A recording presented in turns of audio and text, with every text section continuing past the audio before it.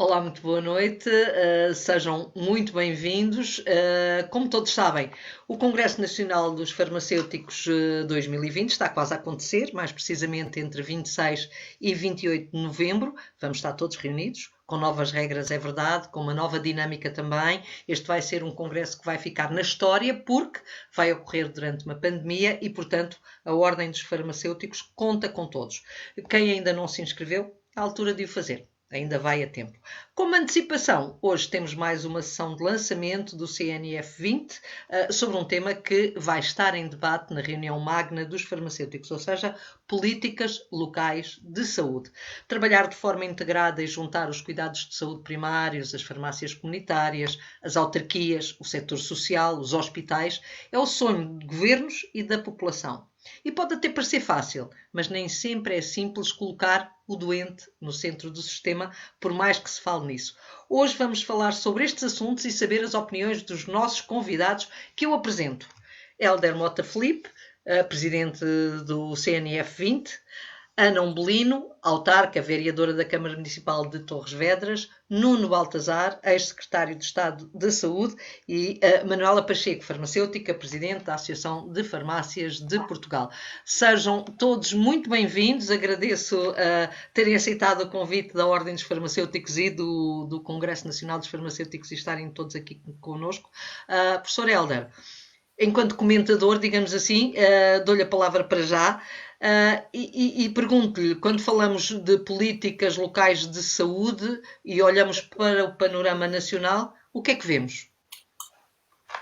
Bom, há o ver normalmente e o ver durante a pandemia. Ou por outra, devíamos estar a ver coisas diferentes durante a pandemia que víamos anteriormente. O que eu acho que, primeiro que tudo, queria agradecer à Marina e queria agradecer aos nossos convidados a presença e a colaboração e dizer que está um painel, já comento, que está um painel muito bem constituído, porque temos a doutora Ana Umbelino, que é vereadora e, portanto, está em atividade neste momento e a gerir, de certeza, aspectos muito difíceis, que já são difíceis, mas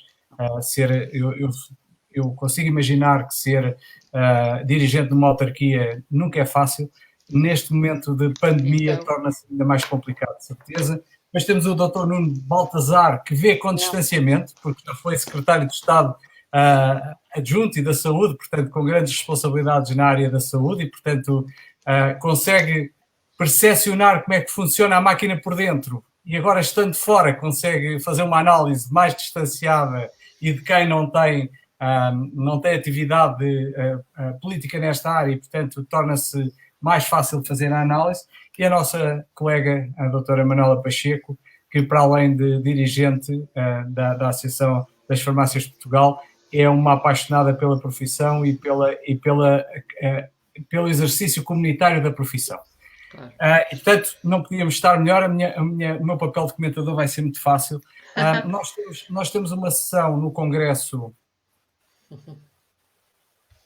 que é sobre políticas locais de saúde, e o que se pretendeu com esta sessão num congresso virado para a próxima década é como é que nós podemos aproximar os cuidados do cidadão. E nós, quando falamos em proximidade, não podemos esquecer nunca os responsáveis locais, os profissionais que estão no terreno e as autoridades, as entidades que gerem, que governam por proximidade. Claro. E, portanto, as autarquias aqui são muito importantes. E, portanto, vamos discutir isso e vamos discutir de que maneira é que o farmacêutico pode envolver-se numa maior proximidade de cuidados. Eu acho que há muito para discutir nessa área, mas gostava também de sublinhar um outro aspecto. É que este aspecto relacionado com as políticas de proximidade, as políticas locais de saúde, está quase que transversalmente no Congresso todo também. Quando nós falamos de epidemias, têm que ser geridas a nível local, como nós sabemos.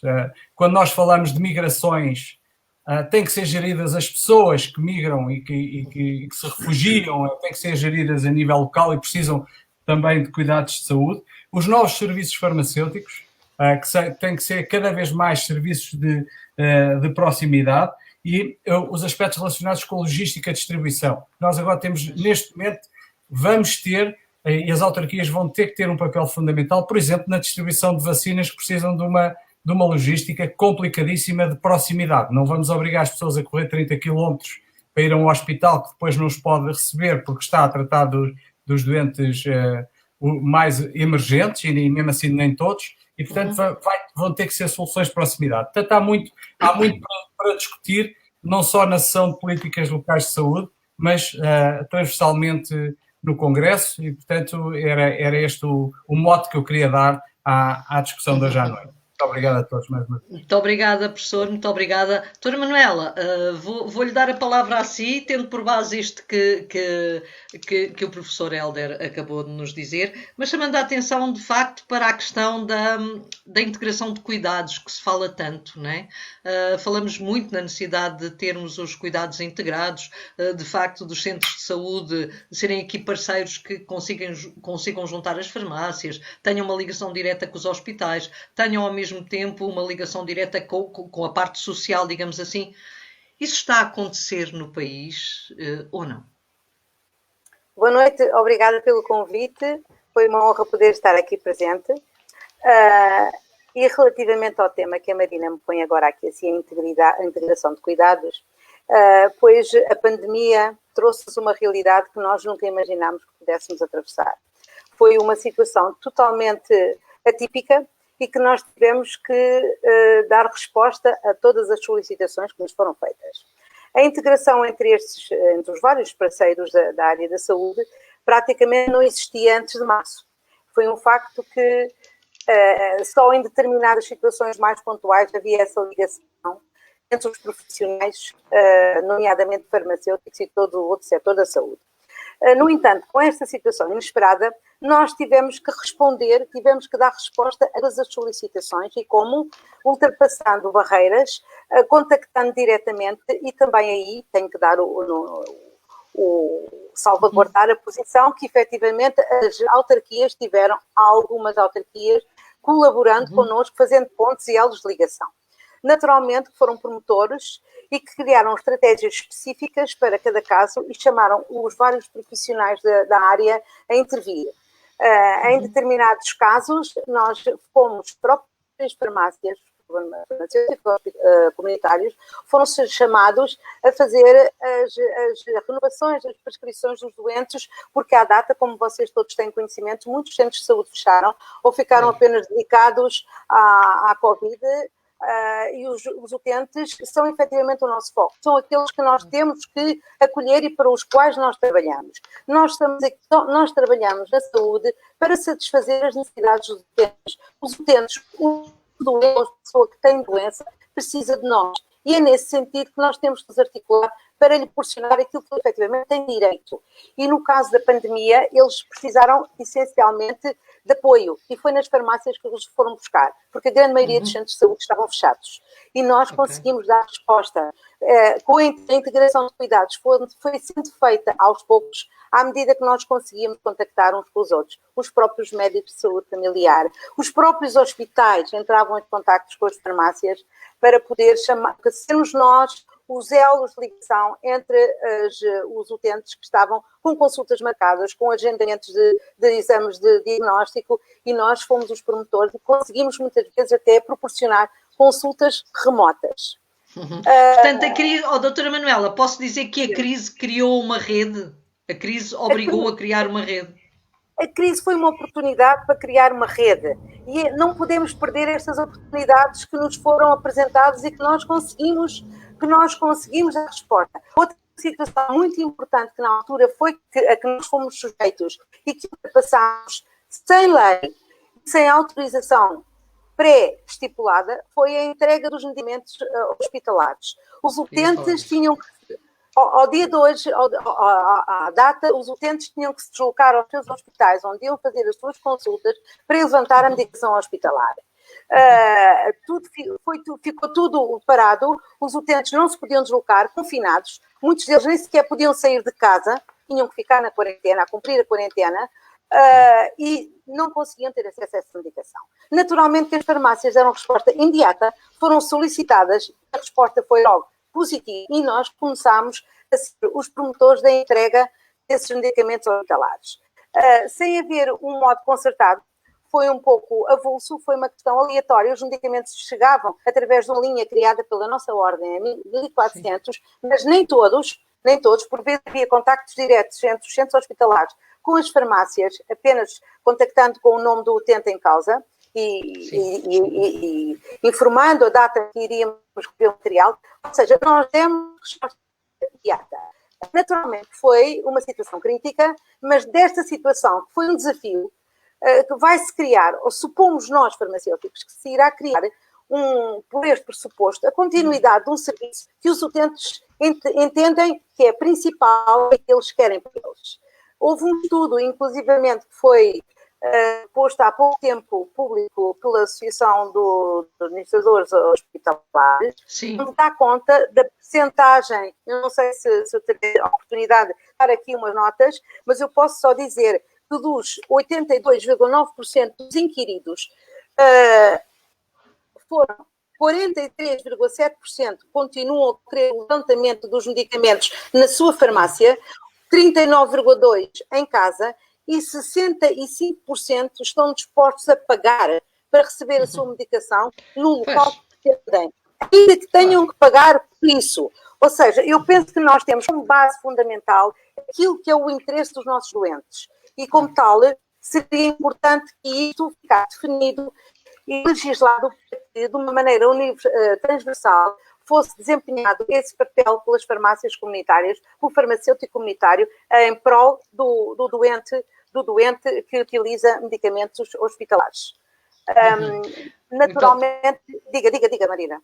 Não, estava a dizer, então, não sei se queria acrescentar mais alguma coisa, que senão eu pegava já na sua frase e passava já para a doutora Ana Umbelino, porque de facto esta parceria que houve entre, gostava de saber se esta parceria que houve entre algumas farmácias e algumas autarquias, se isso aconteceu em Torres Vedras, mas não queria deixar que a doutora Manuela ficasse com a frase a meio, não sei se tem alguma coisa mais a acrescentar.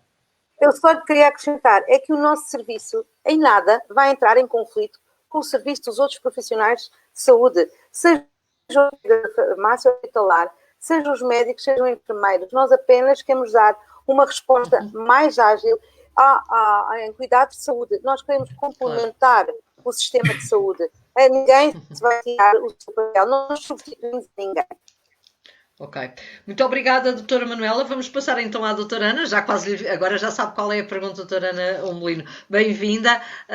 De facto, há oportunidades que aparecem, pelos vistos aqui nesta crise. Apareceu uma oportunidade que foi agarrada por algumas farmácias, por alguns municípios e que estão a conseguir dar uma volta e a ser benéficas para os cidadãos. Isto é o que se chama política local de saúde, não é? Será que este é o panorama geral do país ou só pode falar por Torres Vedras? Muito boa noite. Bom, eu só estou mandatada, na verdade, para falar por Torres Vedras, não me atrevo a querer assumir-me como a voz de outros municípios. Contudo, eu subscrevo o que foi dito pela doutora Manuela e os exemplos que mobilizou.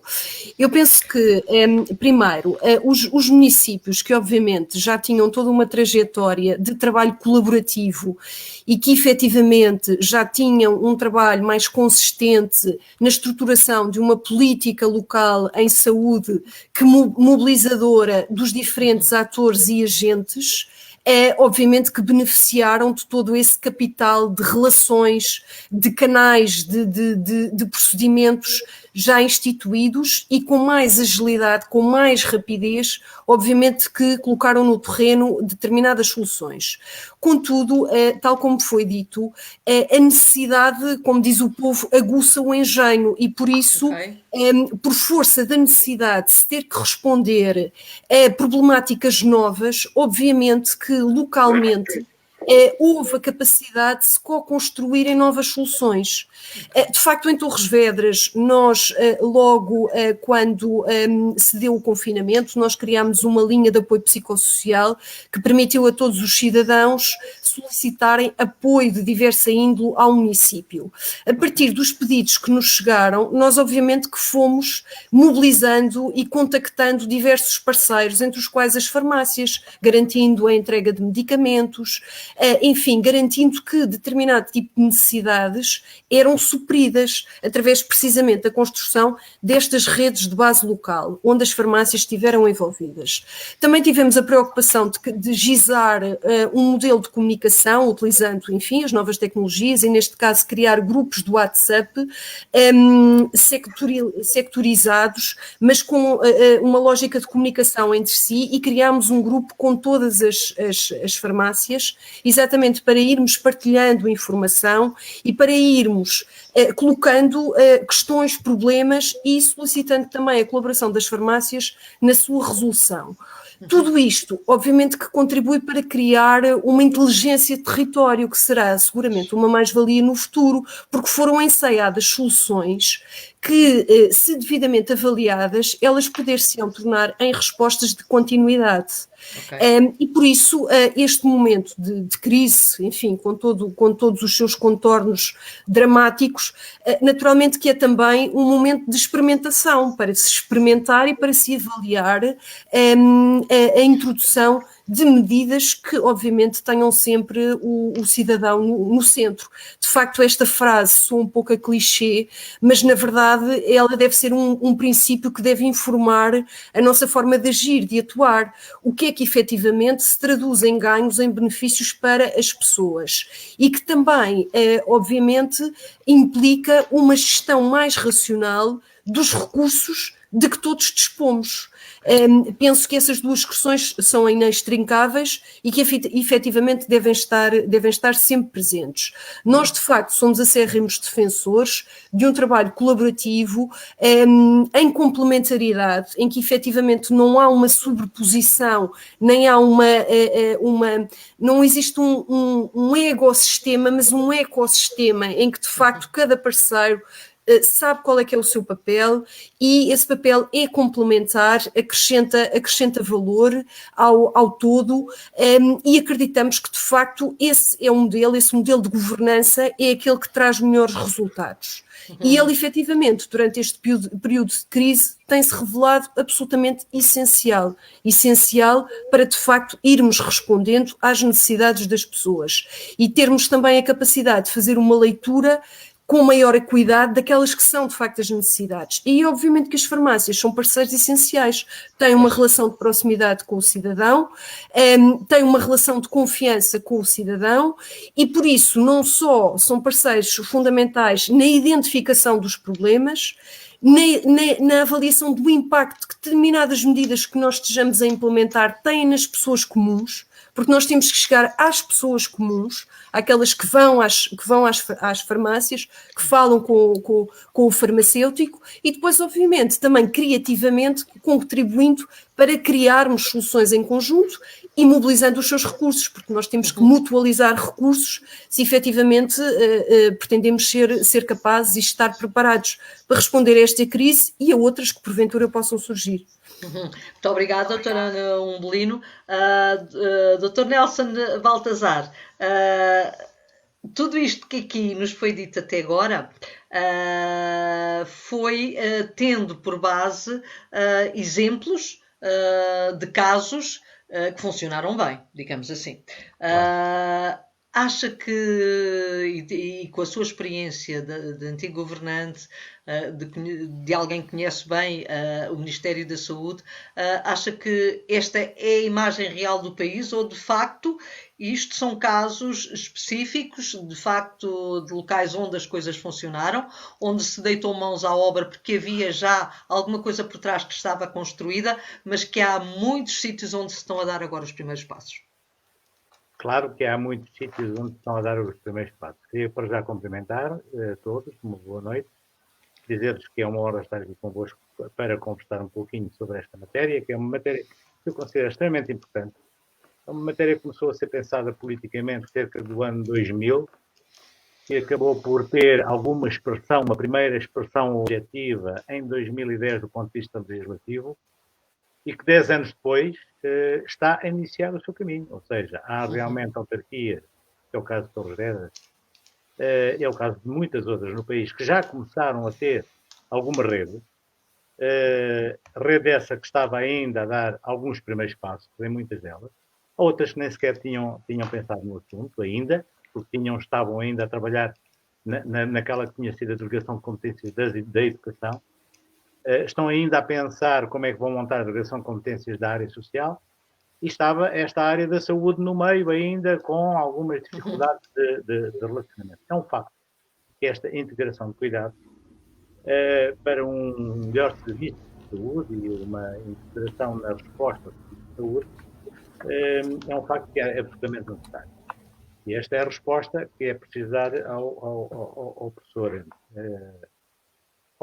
Nuno, ao Professor Hélder. Hélder Filipe, que fez, digamos, o arranque desta discussão, é um facto que é necessário, é absolutamente necessário. No entanto, 2020, como a Ana já disse, a doutora disse, deu um impulso, e os gestores políticos locais, sejam eles autarcas das autarquias ou autarcas das comunidades intermunicipais, que estão muito relacionadas, perceberam esta importância.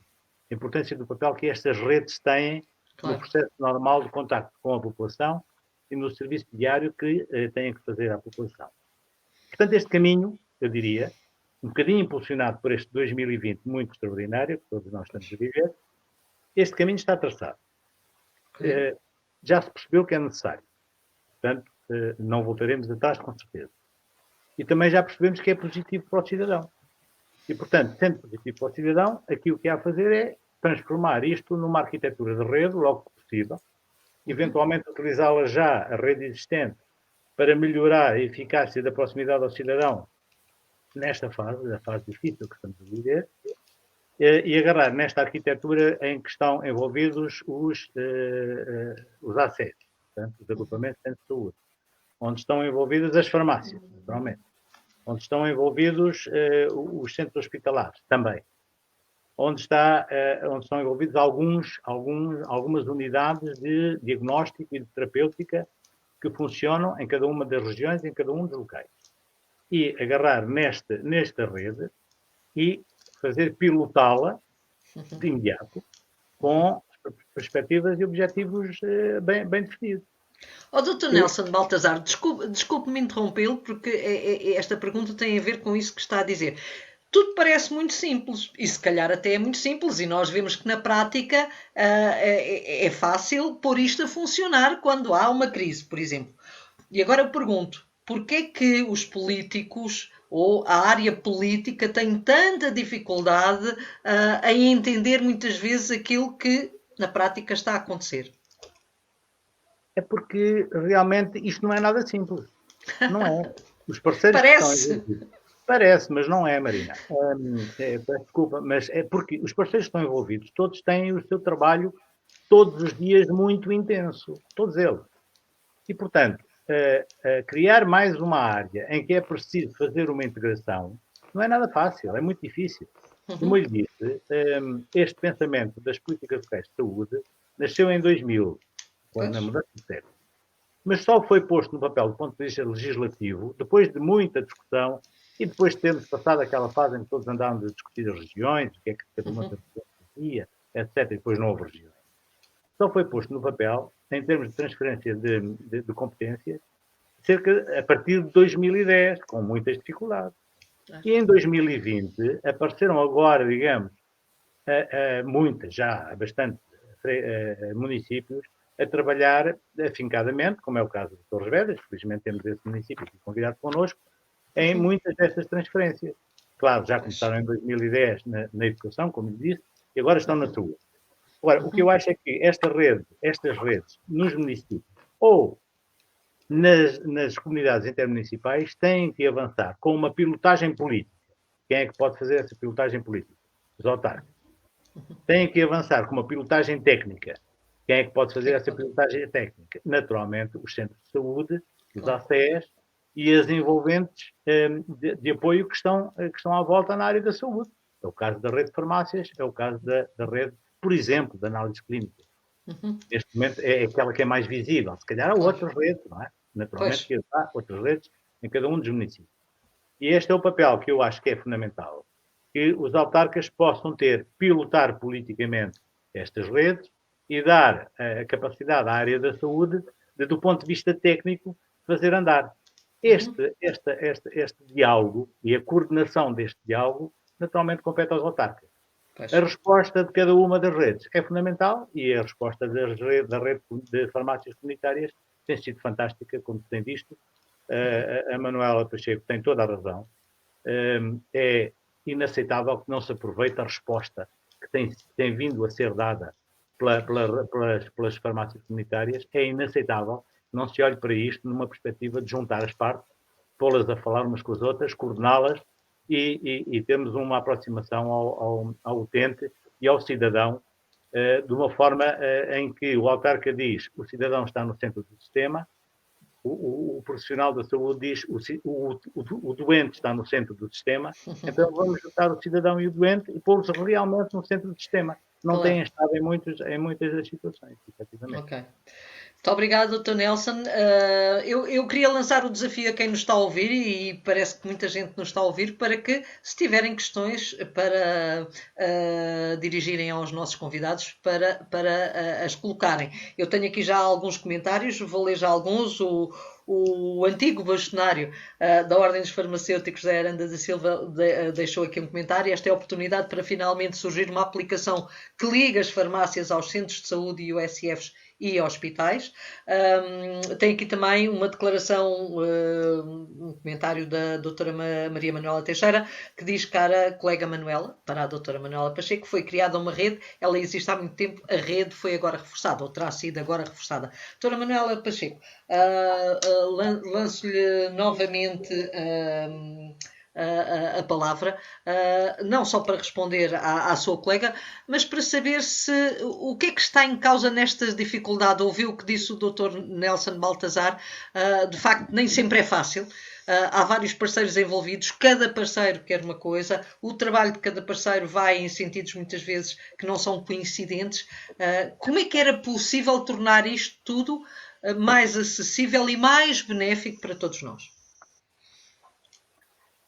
Eu vou talvez reforçar a ideia da minha primeira intervenção. O que é importante é que os nossos serviços sejam em prol dos doentes, dos nossos e de todos os outros que também não são nossos. Eu vou passar a explicar.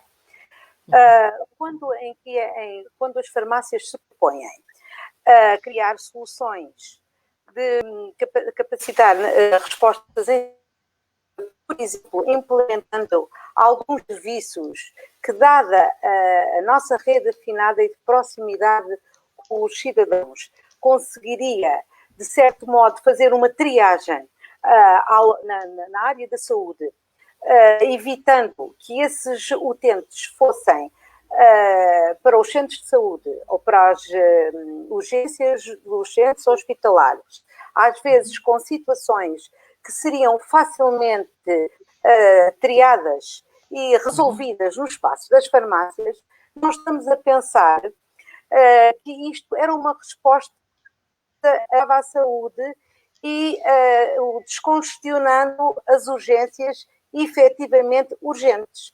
E para isto tem que haver vontade política, e a vontade política passa por reconhecimento desse serviço que as farmácias podem desempenhar. E ao dia de hoje, eu posso lhe dizer que tem havido umas forças de reação contra o desenvolvimento das farmácias desse tipo de serviços. Posso obviamente dizer que alguns ACEs, alguns centros de saúde, na pessoa dos seus responsáveis, não veem com bons olhos esses serviços que as farmácias podem desenvolver.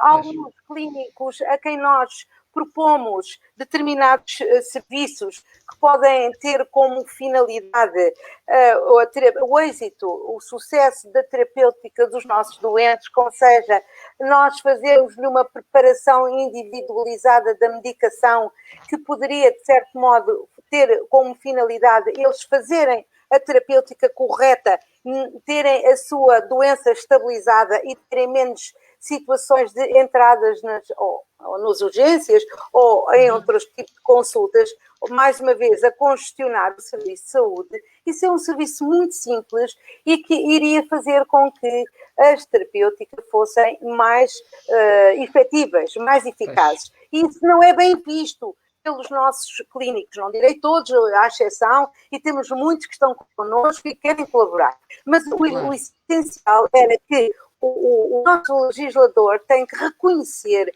a grande mais-valia que os nossos serviços de proximidade acrescentam à saúde.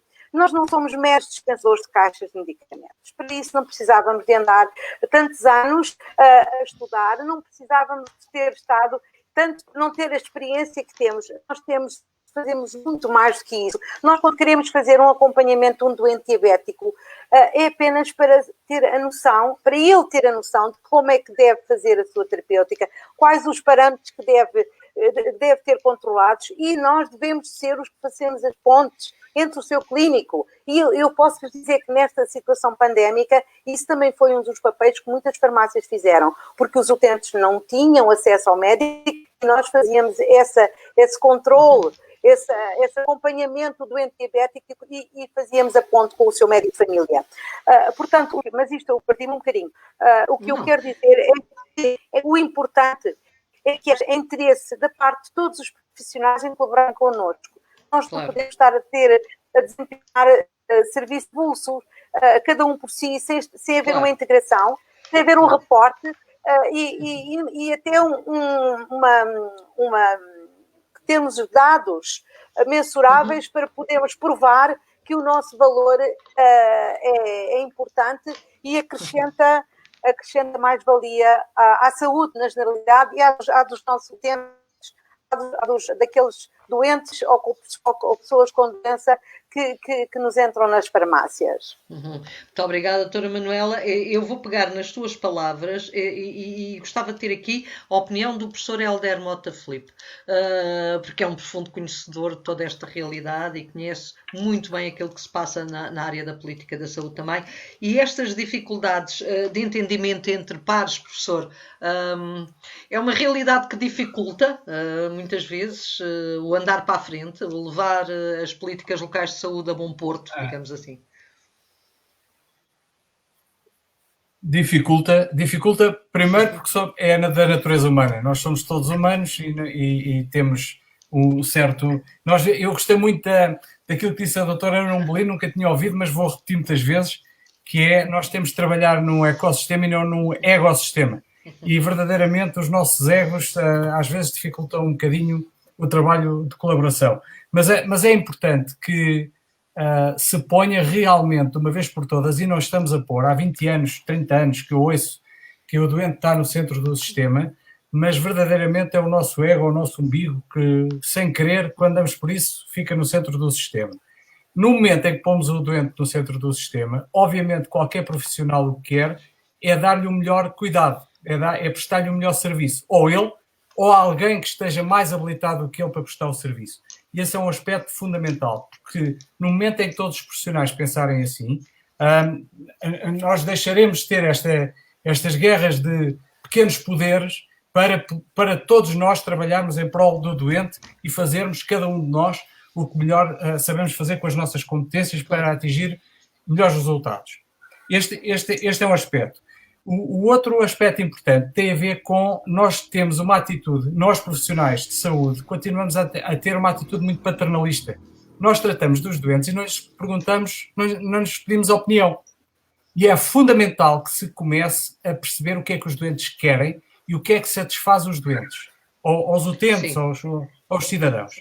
E se calhar ajudava bastante a termos um melhor serviço de saúde, um serviço de saúde com uma melhor qualidade de prestação, se ouvíssemos mais vezes os utentes. Eu dou só um exemplo que é desgostoso, porque parece que não aprendemos grande coisa com a pandemia.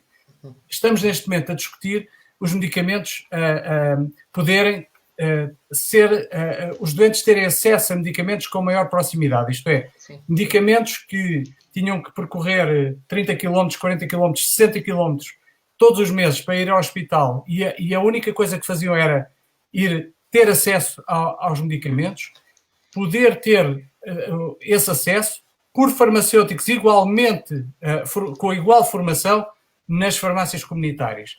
Pois parece que a solução que se está a ter, mais uma vez porque pomos egos e etc. à frente, é passar deixar de obrigar o doente a ir ao hospital para o doente ter que ir ao centro de saúde buscar os medicamentos sem ter a mediação do farmacêutico que tinha no hospital e que pode ter na farmácia, apenas para não dar acesso aos doentes mais próximo de casa com maior comodidade. Isto é um exemplo de que nós não estamos a aprender com a pandemia. Estamos a tentar resolver aspectos com a pandemia, mas depois continuamos a pôr o ego à frente dos doentes. Isto é temos que mudar esta atitude, todos nós, os farmacêuticos, os médicos, os enfermeiros, todos nós temos que mudar esta atitude e pôr verdadeiramente o interesse do doente à frente do interesse de cada um dos profissionais ou da sua corporação.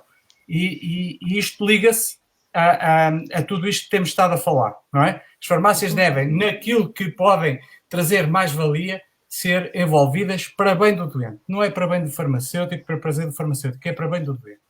Muito obrigada, professor. Muito importante aquilo que disse. Tenho aqui mais um comentário que vou deixar aqui. Eu acho que Torres Vedras está-nos a ver e está todo aqui connosco. Fausto Almeida diz que, reforçando a opinião de Manuela Pacheco, os serviços farmacêuticos são uma realidade a nível europeu, enquanto que em Portugal a rede de farmácia está subaproveitada. Felizmente em Torres Vedras temos um grupo de responsáveis políticos locais completamente fora da caixa. Fora da caixa é comigo e ainda bem que fez essa referência. Eu vou trazer aqui um outro tema que eu acho também que é muito importante para este debate, que é a questão dos dinheiros. Dr. Nelson, vou começar por si, depois também quero ouvir a doutora Ana. Diz-se muitas vezes que quem vai para o Ministério da Saúde, os dirigentes que vão para o Ministério da Saúde ficam reféns do Ministério das Finanças, não é? E neste processo todo, de facto, as omeletes não se fazem sem ovos. E fazer políticas locais de saúde integrando desta maneira, certamente que é preciso dinheiro, digo eu. Estão os diferentes órgãos representativos do Governo cimentados, digamos assim, num objetivo comum, que é entender que isto é necessário e urgente ser feito, ou de facto andamos aqui também neste domínio a puxar cada quinta para o seu lado? Ou cada ministério para o seu lado? Sim, neste caso. Eu estou convicto que os nossos governantes, todos eles, têm, nesta perspectiva de saúde, tido a perspectiva de que era muito importante a implementação destas redes e destes planos e destes projetos de política de saúde local. Estou convicto que, em termos de ideia política, é uma ideia que cabe dentro de cada um dos políticos nacionais. Agora, é um facto que muitas vezes os governantes do Ministério da Saúde chegam ao Ministério da Saúde e têm algumas dificuldades de relacionamento. Mas isso é perfeitamente normal. O orçamento da saúde é o maior orçamento do país. Ou seja, tem sido em muitos governos o maior orçamento do país. E naturalmente que quando há um escorregamento do orçamento, os danos do ponto de vista do déficit anual são grandes. Portanto, a vigilância dos homens das finanças é cada vez maior. E eu gostava até de partilhar convosco aqui uma situação interessante que eu tive a oportunidade de viver, para vos mostrar que realmente não há refém. Há discussão normal e há debate. Recordam-se com certeza que a Ministra da Saúde, Maria de Belém, foi Ministra da Saúde enquanto a Manuela Arcanjo era Secretário de Estado do Orçamento. O Orçamento, sim. Com o Ministro Sousa Franco. Bom, sim. E logo a seguir, logo no governo seguinte, e naturalmente estas tensões entre a Maria de Belém e a Manuela Arcanjo eram aquelas que existem e que existiam e continuam a existir entre a saúde e as finanças. Mas logo a seguir, a Manuela Arcanjo foi a Ministra da Saúde. Bom, e será que ela não teve tensões? Claro que teve. Apesar do seu amigo Pina Moura ter sido o Ministro das Finanças e do seu ex-aluno o Fernando Pacheco ser o Estado do Orçamento. É evidente que houve tensões e eu vivi isto também com ela. Eu vivi com ela, Foi secretário de Estado nessa altura. Portanto, o orçamento de saúde é sempre um orçamento grande e as finanças têm sempre uma atenção muito particular a esta questão. Portanto, compete às finanças controlar este orçamento e compete à saúde mostrar em cada momento quais são as necessidades da saúde do ponto de vista político, o que é que importa fazer, quais são os investimentos que temos que fazer. Mas voltando àquilo que é, efetivamente, o tema essencial da nossa conversa, digamos, das políticas locais de saúde, eu acho que é urgente que possam implementar. É urgente que possamos colocá-las no terreno. Porque vamos lá ver, nós vivemos, desde a criação do SNS, situações em que o Serviço Nacional de Saúde deu avanços brutais, enormes, a nível nacional. Portanto, nos últimos 40 anos, o Serviço Nacional de Saúde promoveu ganhos de saúde à população portuguesa e hoje está em lugares cimeiros relativamente à Europa de 28. Nós melhorámos com este objetivo essencial que tivemos, a qualidade da vida dos cidadãos e, naturalmente, promovemos o desaparecimento de algumas desigualdades sociais. Agora, é um facto que ainda há muito para fazer, há muito caminho para percorrer. E este caminho das políticas locais de saúde é o caminho que eu considero e consideramos muitos políticos como absolutamente essencial de percorrer. Agora, como vos disse há pouco, há muitos parceiros e os parceiros têm, por vezes, objetivos distintos. Diferentes. Portanto, é preciso que haja alguma massa crítica. Eu, por exemplo, entendo que, da experiência política que tive até hoje, entendo que há autarquias que não têm grande capacidade de resistir a este processo. Porque têm menos de 10 mil habitantes. Não é por nada, é porque têm menos de 10 mil habitantes, não têm poder financeiro sequer para olhar para as questões da saúde, têm o problema da educação em cima, muitas vezes, de transporte de alunos, de olhar para a questão dos recursos humanos das escolas. Portanto, há autarquias que não têm essa capacidade. Como é que isto se resolve? Este é um problema a nível de políticas locais de saúde que pode ser resolvido ao nível das comunidades intermunicipais. Ou seja, as autarquias pequeninas podem se juntar na única comunidade que as representa efetivamente, já que não há outro tipo de autarquia definida, mas também se podem juntar entre elas e juntarem-se a outras autarquias e fazerem aqui redes que podem começar a trabalhar. Por exemplo, vou-vos dar um exemplo. Aqui em Abrantes, esta rede está a começar a ser feita. E já está a juntar a autarquia do Sardual também a alguns aspectos. E está a juntar a autarquia de Constância. É evidente que, do ponto de vista político, é difícil pilotar estas ações. Do ponto de vista técnico, também é difícil. Já percebemos. Já ouvimos falar aqui algumas dificuldades, e muito bem referidas, entre os ACES, não é? Digamos, o Centro de Saúde, e as farmácias. E a necessidade que há de fazer aqui ligações distintas do ponto de vista técnico. Claro. Estas relações têm que ser pilotadas por alguém. Não há outra hipótese. Assim como, do ponto de vista político, só podem ser pilotadas pelas autarquias. Ok. Muito obrigada, Dr. Nelson. Doutora Numbelino, como vimos, há aqui autarquias com mais peso, entre aspas, e autarquias com menos peso. E neste peso está englobada muita coisa. Há mais peso político, se calhar mais peso económico, etc, etc, como disse o Dr. Nelson. Como é que se resolve esta situação, de facto, da disparidade?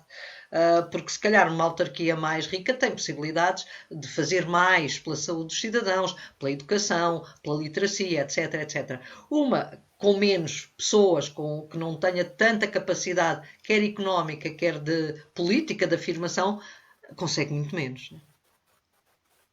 Bom, eu penso que aí compete ao Estado Central garantir que, de facto, todos os cidadãos, independentemente do território em que habitam, tem a garantia de um conjunto de direitos constitucionais, incluindo o direito à saúde.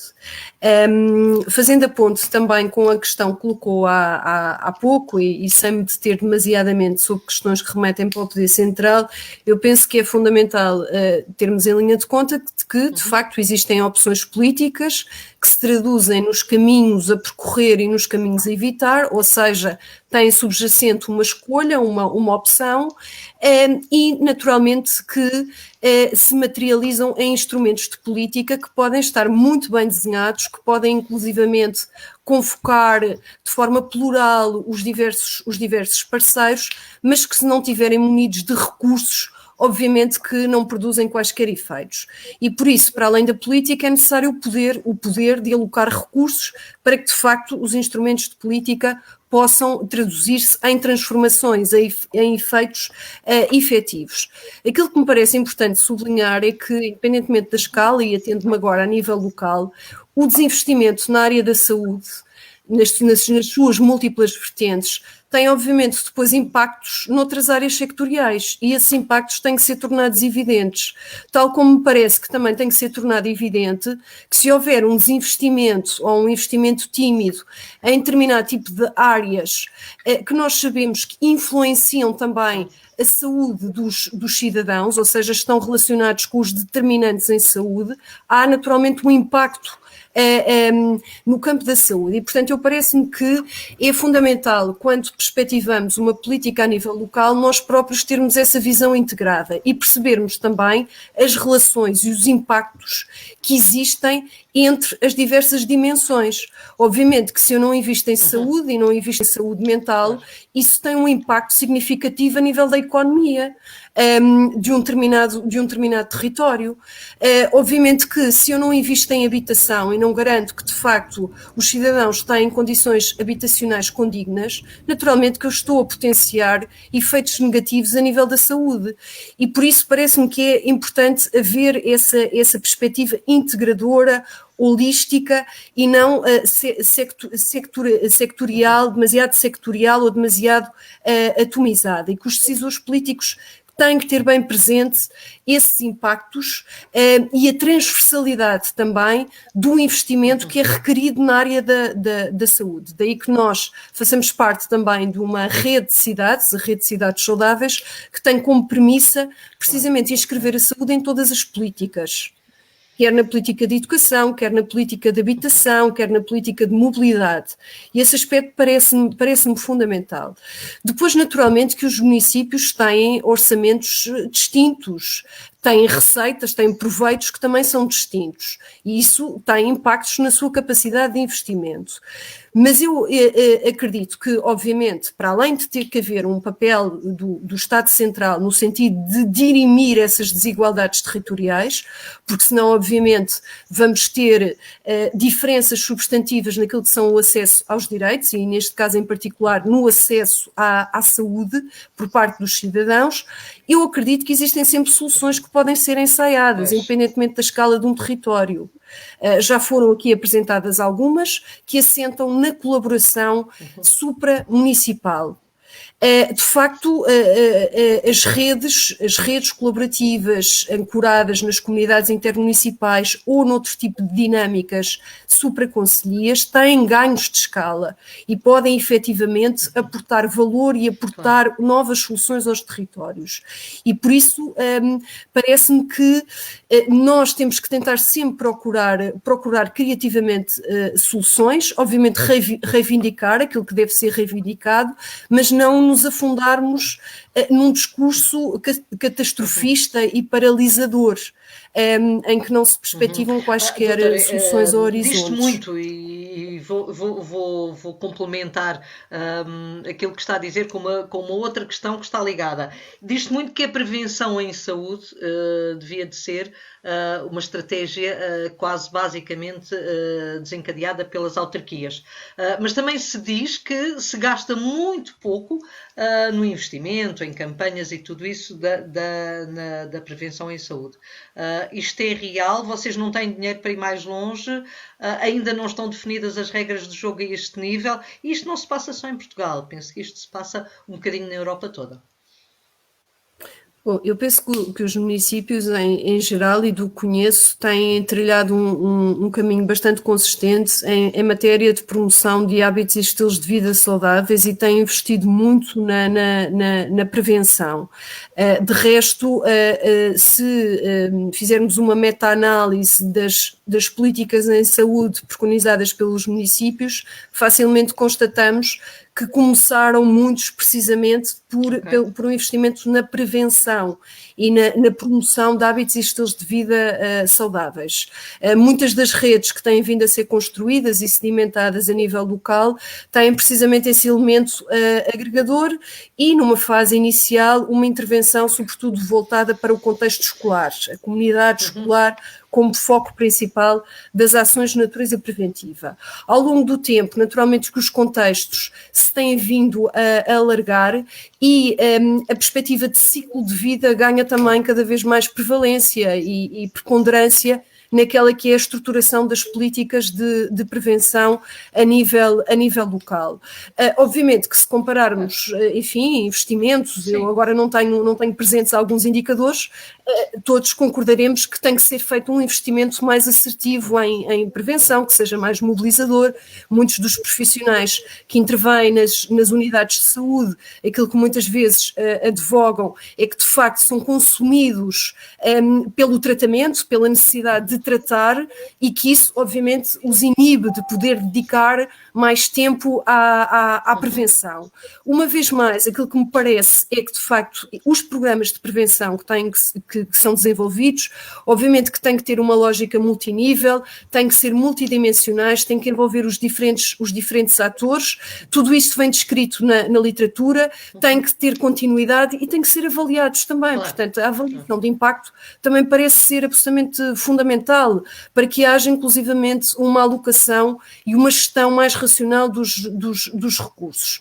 Contudo, eu creio que os municípios têm dado passos muito firmes nesta matéria e obviamente que o pacote de descentralização de competências também inscreve como prioritário o desenvolvimento de ações de prevenção, inclusivamente voltadas também para a população sénior, que é considerada e relativamente à qual se reclama um investimento mais assertivo.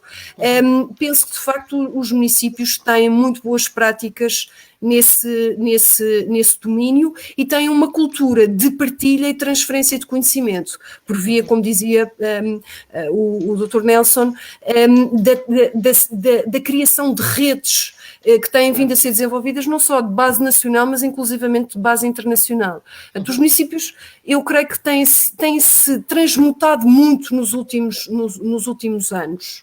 Não estou aqui a fazer um elogio aos municípios, mas parece-me que é justo reconhecer essa capacidade de transformação, muito por força de terem incorporado e se apropriado destes conceitos de governação integrada e colaborativa, sim, desta visão integradora das políticas, porque nós, quando falamos em proximidade, a proximidade para nós é um conceito transversal e fundamental. Nós tentamos, de facto, existe saúde de proximidade, cultura de proximidade, sim, património de proximidade, e essa abrangência eu julgo que torna efetivamente também a nossa visão mais clarividente e a nossa capacidade de mobilização de recursos e de criar soluções também mais desenvolvida. Muito obrigada, doutora Ana. Alguns comentários continuam a chegar-nos. A Gracinda Marques diz: boa noite, excelente a implementação da aplicação que liga as farmácias aos centros de saúde e USFs e hospitais. Obrigada. Nós é que agradecemos, logicamente. O José Ezequiel também diz que o problema da saúde em Portugal não se resume a dinheiro, penso que é isso que ele quer dizer. Há um déficit organizacional, uma gestão centrada nas diferentes quintinhas, em vez de estar centrada no doente e nas suas necessidades. E daí aquilo que nós tínhamos estado a falar da necessidade de colocar o doente no centro do sistema. Doutora Manuela, estamos quase a terminar a nossa conversa, esta nossa sessão de antecipação, digamos assim, do CNF 20. E eu queria lhe perguntar, depois de tudo aquilo que tem sido aqui dito e depois daquilo que a doutora Ana disse, o farmacêutico aparece aqui como, de facto, um elemento essencial, de facto, na ligação entre todos estes parceiros, não é? Também. Como é que está a gerir a relação entre a autarquia, de um modo geral, como é que vê a relação entre a autarquia e o farmacêutico, a farmácia comunitária, em geral, em Portugal? É assim, essa relação efetivamente devia de ser o mais próximo possível, mas temos noção que isso só poderá acontecer, ou é mais normal acontecer, em meios relativamente mais pequenos ou em meios rurais, porque nos grandes centros, dada a dificuldade pela dimensão, pela localização, pois é sempre mais difícil uma proximidade mais íntima entre as farmácias e o poder local, as juntas de freguesia, as câmaras. No entanto, sempre que possível e sempre que os parceiros estão interessados, e eu penso que os farmacêuticos até são muito virados para a parte da prevenção da doença, eu até queria dar só uma chega em relação ao tema que estava a ser focado antes. Nós farmacêuticos, eu falo pelas farmácias em geral, estamos normalmente disponíveis para fazer prevenção de doença, promoção de saúde e prevenção de doença. Naturalmente que se tivermos o apoio das juntas de freguesia, que muitas vezes apoiam, é muito natural cederem os seus espaços ou serem os agregadores da população em função das faixas etárias ou do tipo de população alta, são eles que muitas vezes organizam dentro dos espaços escolares, dentro dos seus próprios espaços e que promovem exatamente ações que podem levar à prevenção da doença, à promoção da saúde. Eu estou a falar, por exemplo, de ações preventivas que as farmácias desenvolvem na questão da prevenção do tabagismo, na questão do uso responsável do medicamento. Eu acho interessante que aqui há pouco tempo saiu um artigo num jornal diário, não me recordo já qual foi, sobre o uso dos antibióticos e que tinha-se concluído que a taxa de consumo de antibióticos tinha diminuído substancialmente. O que é que nós fazíamos por isso? Nós, farmacêuticos, não vendemos antibióticos, embora ainda passe muita mensagem de que nós vendemos ou que dispensamos antibióticos. Nós não dispensamos antibióticos, bem pelo contrário, nós fazemos crer aos nossos consumidores, aos nossos utentes, aos nossos doentes, que o antibiótico não é um medicamento para se utilizar em primeira linha e que é o médico que prescreve esse antibiótico e que o faz com que nós o dispensamos. Ou seja, mas com essas ações de uso responsável do medicamento, com outro tipo de ações sobre bons hábitos alimentares, vida salutar, nós conseguimos ter um comportamento junto da população no sentido de poder tornar o cidadão mais consciente, mais conhecedor e, efetivamente, contribuir para que a saúde tenha uns parceiros com qualidade de conhecimentos que mesmo os próprios utentes, aos poucos, venham sendo ensinados e que saibam reconhecer os seus sintomas, saibam até dizer, explicar perante o farmacêutico na farmácia, explicar o que é que realmente sentem para nós podermos colaborar com eles e ajudá-los. Ou seja, nós somos efetivamente... Isto é evidente que eu estou a falar pela minha classe, sou um bocado suspeita a falar, porque eu irei sempre defender o farmacêutico comunitário, como é óbvio. Mas, naturalmente, que o nosso papel atrás do balcão, sempre a servir o utente dentro de melhores condições, será sempre para fazer com que eles não adoeçam e que consigam ter todos o acesso aos melhores tratamentos, onde nós podemos estar incluídos para lhes proporcionar os melhores e os maiores cuidados. Muito obrigada. Dr. Nelson Baltazar, para terminar, o farmacêutico é um elemento essencial nas políticas locais de saúde? Claro que é. Claro que é um elemento fundamental, um elemento absolutamente essencial. O farmacêutico, por base, é tudo aquilo que a doutora Manuela Pacheco acabou de dizer, eu não vou repetir. O autarca é também, por base, aquilo que a doutora Ana Molina acabou de referir de uma forma muito pormenorizada. Eu diria, para ser simples e não repetir o que foi dito, ambos têm pontos que se tocam com muita proximidade. Ambos estão claramente a olhar para o cidadão e para a comunidade numa perspectiva de políticas de prevenção. Também. O farmacêutico, além da sua especialidade, naturalmente que tem que ter, da área de medicamentos, é essencialmente um homem que é um agente de saúde pública. E, portanto, naturalmente que a saúde pública preocupa também o autarca. E, portanto, o farmacêutico e o autarca têm ambos uma profissão de serviço da vida pública. E esse serviço para a vida pública, esse serviço para a comunidade, é aquilo que os une. Eu acho que é muito difícil separar estas uniões que ambos têm. É só uma questão de conseguirem ter tempo para, de forma integrada, eles, os médicos na área da saúde, os médicos da área da saúde pública, eu falo em médicos, falo em profissionais da saúde, naturalmente, sim. E outros profissionais de saúde, juntarem-se em termos de objetivo, de interesse e de participação.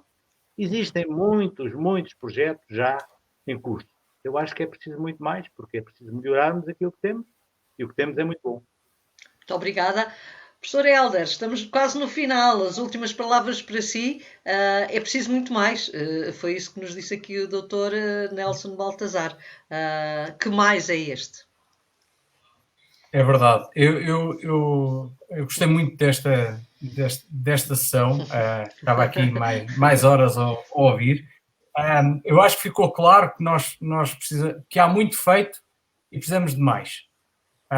E que façamos aquilo que temos que fazer mais, que façamos de acordo com as necessidades. As necessidades dos doentes, primeiro de tudo, mas também as necessidades do sistema, nomeadamente do Serviço Nacional de Saúde, contribuindo para a melhoria da saúde e, ao mesmo tempo, para a sustentabilidade do sistema. E acho que os farmacêuticos têm aqui um papel importante, como vimos. Está no ADN dos farmacêuticos, quer trabalhem na farmácia comunitária, quer nas análises clínicas, e foi aqui muito bem lembrado o papel das análises clínicas, e muitos dos analistas clínicos são farmacêuticos, foi muito bem lembrado pelo Dr. Nelson Baltazar. Está no ADN deles a proximidade, porque trabalham em laboratórios ou em farmácias inseridos na comunidade, porque a rede de farmácias e também de laboratórios, mas principalmente de farmácias, está homogeneamente distribuída e, portanto, está próxima de qualquer comunidade tem uma farmácia próxima, e acho que o sistema, os políticos, têm que aproveitar ao máximo este potencial. Todos os farmacêuticos têm um papel que é comum, que é dispensar medicamentos e estimular, contribuir para o uso racional dessa utilização, que já não é um papel pequeno, que é fundamental do ponto de vista de ganhos em saúde, mas têm depois, são também, como disse o Dr. Nelson Baltazar, agentes de saúde. E é importante que haja uma ligação entre as autarquias, entre os cidadãos da comunidade e os farmacêuticos dessa comunidade, no sentido de perceber quais são as necessidades dessa comunidade que podem ser satisfeitas pelo farmacêutico. E aí, ao contrário de dispensar e contribuir para o uso racional dos medicamentos, que é igual no país todo, os restantes serviços que podem ser prestados pelas farmácias e pelos farmacêuticos são diferentes em diferentes localidades. E, portanto, é fundamental que haja esta sinergia e que se aproveite o potencial a bem de cada uma das comunidades, medindo resultados. É fundamental que se meça a mais-valia destas intervenções e que todos aqueles que contribuem para uma melhor utilização dos recursos e uma poupança de recursos que possam ver também retribuído esse esforço. Isto é importante porque é importante que as coisas sejam sustentáveis e também que os farmacêuticos tenham e as farmácias sejam sustentáveis. Portanto, nós temos muito que discutir no nosso congresso, nesta já vimos sessão que sim, já vimos que sim. Das políticas de proximidade e, portanto, fico muito contente que mais uma das sessões mostrou a razão de ser e portanto, vamos ter de certeza uma sessão muito rica no Congresso e todos os colegas que nos estão a ouvir, por favor, inscrevam-se, não percam a oportunidade.